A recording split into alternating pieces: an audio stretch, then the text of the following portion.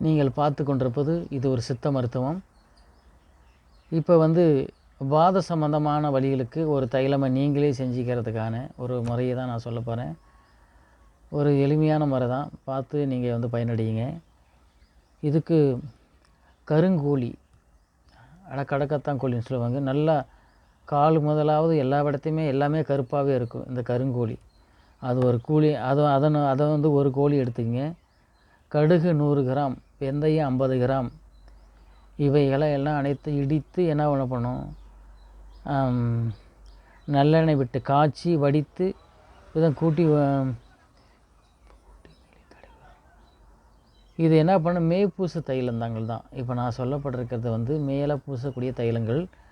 இது எப்படி பண்ணுறீங்கன்னா, முதலாவது ஒரு கருங்கோழியை சுத்தம் பண்ணிக்கணும். சுத்தம் பண்ணி துண்டாக நல்லா நறுக்கி வச்சுக்கோங்க.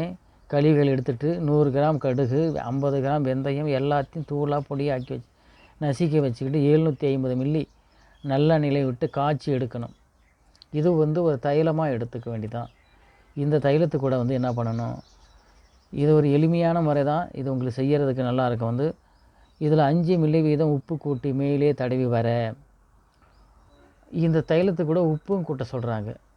நீங்கள் என்ன பண்ணணும், உப்பை நல்லா பொடியாக ஆக்கி வச்சுக்கிங்க. அந்த தைலத்தை கூட மேலே இப்படியே பூசுங்க.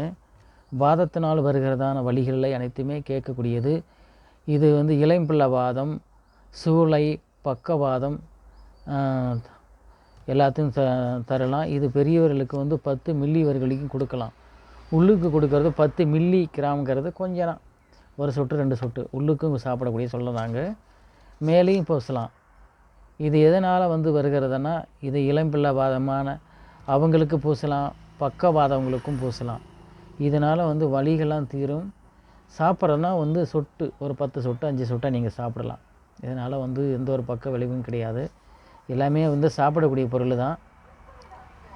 இதை சொல்கிறதான கருங்கோழி 1, கடுகு 100 கிராம், வெந்தயம் 50 கிராம், இது 750 மில்லி நல்லெண்ணெயில் காய்ச்சி வடித்து வச்சுக்கிங்க. அது ஒரு தைலமாக வச்சுக்க வேண்டியதான். மீன் செக்கையெல்லாம் வெளியே போய் கொட்டிவிடுங்க, அது நமக்கு தேவைப்படாது. இதை ஒரு சொட்டு ஒரு 10 சொட்டு வரைக்கும் உள்ளுக்கும் சாப்பிடலாம். மேற்பூசும் சாப்பிட்லாம். மேற்பூசு தடவக்கூடியது.